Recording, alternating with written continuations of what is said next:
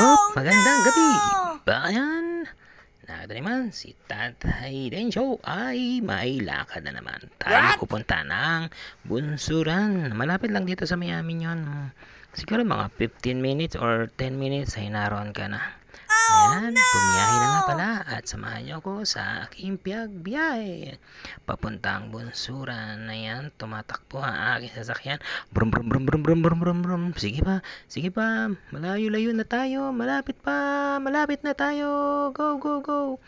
Yan, patuloy na tumatakbo at nagdadaan ako. Siyempre, gabi na, medyo madilim ang daan. At marami tayong nakakasalubong at nakakasabay na medyo may kabilisan ng kanilang takbo.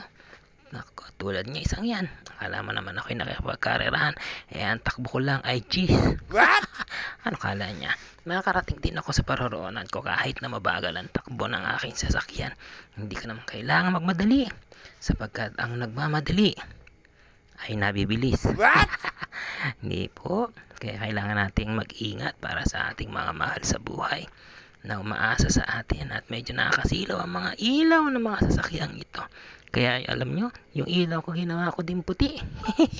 Kasi napasakay sa mata yung kanilang ilaw.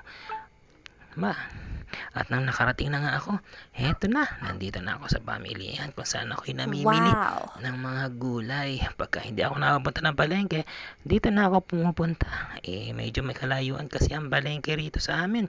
Kaya kailangan pupunta ka medyo maaga-aga pa. Medyo gabi na. Kaya ito na lang.